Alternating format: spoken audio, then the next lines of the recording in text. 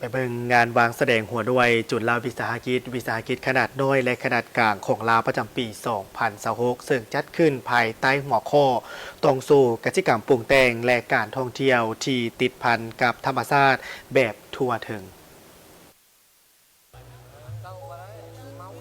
การจัดงานในครั้งนี้เพื่อเป็นการเต้าโฮมหัวหน่วยจุลวิสาหกิจขนาดน้อยและกลางจากนครหลวงบรรดาแขวงในทั่วประเทศและจากต่างประเทศคือสาธารณรัฐสังคมนิเวียดนามสาธารณรัฐประชาชนจีนและราชอาณาจักรไทย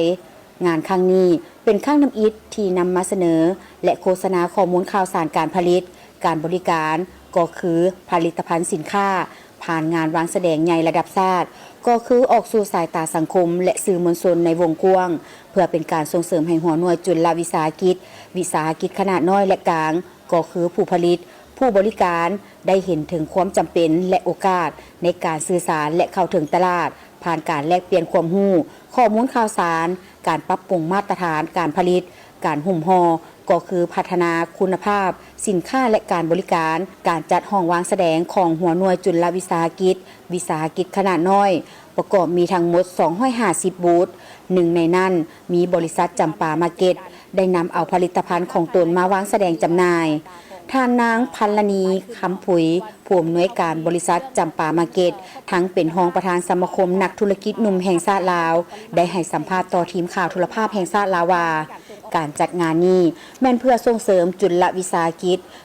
กิจขนาดน้อยและกลางจุดประสงค์ของงานนี้เนาะก็เป็นเพื่อว่าเป็นการส่งเสริม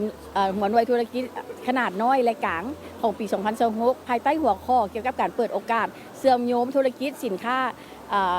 แปรรูปเนาะและการท่องเที่ยวฉะนั้นข้าพเจ้าคิดว่าทางบริษัทของพวกเราเนาะจำปามาร์เก็ตและก็จำปานูสราเทรดดิ้งมีความยินดีและกันในการร่วมงานในครั้งนี้เพื่อส่งเสริมการเกษตรกรรมอยู่ในบ้านเฮาให้เข้มแข็งและก็เฮ็ดให้พวกเฮาได้มีการเชิงท่องเที่ยวอนุรักษ์ธรรมชาติทั้งนี้เพื่อเป็นการเปิดช่องทางการพัฒนาและร่วมมือทางธุรกิจญาติแยงการลงทุนและการค้าการเข้าถึงแรงทุนก้าวขึ้นสู่การเชื่อมโยงกับตรงสู่การผลิตและสร้างมูลค่าเพิ่มในภาคพื้นและสากลข้าพเจ้าคิดว่าในประเทศเราเองเนาะก็มีความท้าแฮงในการเรื่องของกสิกรรมอยู่แล้วฉะนั้นเขาจะต้องส่งเสริมสินค้าเรื่องของเพื่อพักสะอาดและการว่าเรื่องของหมักไหม้ที่ว่าปลอดสารพิษเนาะให้ทั้งผู้บริโภคเนาะภายในและต่างประเทศให้มีการสวมใส่และก็เขาเอิ้นว่าได้รับคุณภาพของสินค้าได้หลายที่สุดค่ะพระเจ้าคิดว่ามันก็จะเป็นการส่งเสริมสินค้าภายในออกไปสู่สายตาของสากลหลายขึ้นเนาะเพราะว่าตอนนี้พวกเขาก็มีเรื่องของ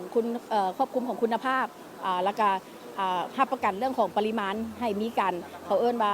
รับรองในการส่งออกในอนาคต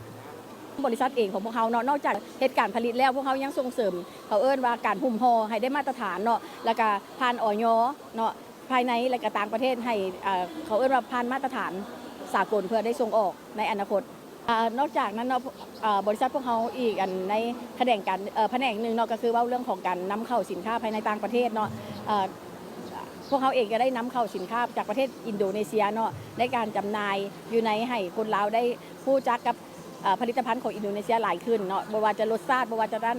ทางวัฒนธรรมพวกเขาก็มีการแลกเปลี่ยนและการส่งเสริมเรียนรู้ในการเขาเอิ้นว่าตั้งแต่เริ่มการผลิตเริ่มแต่การหุ้มห่อเริ่มการแต่การเหตุการณ์ตลาดหรือว่าได้จำหน่ายหรือว่าส่งออกสำหรับบริษัทจำปามาร์เก็ตและจำปานุสันทราเทรดดิ้งนอกจากส่งเสริมการผลิตแนวพันธุ์แล้วทางบริษัทได้ส่งเสริมการปรับปรุงผลิตภัณฑ์อยู่ทางภายในและต่างประเทศให้ได้มาตรฐานสากลสำหรับผลิตภัณฑ์ของบริษัทประกอบมีผักปลอดสารพิษหมากไม้แปรรูปและผลิตภัณฑ์อื่นๆอีกส่งให้ตลาดอยู่ทางภายในประเทศและส่งออกสู่ต่างประเทศโดยเฉพาะแม้นบรรดาประเทศสมาชิกอาเซียนในอนาคตส่วนผลิตภัณฑ์ที่นำเข้าก็มีสินค้าจากประเทศอินโดนีเซียงานวางแสดงในครั้งนี้เริ่มแต่วันที่25 กุมภาพันธ์ถึงวันที่ 2 มีนาคม 2026ที่ศูนย์วางแสดงสินค้าลาวไอเทคนครหลวงเวียงจันทน์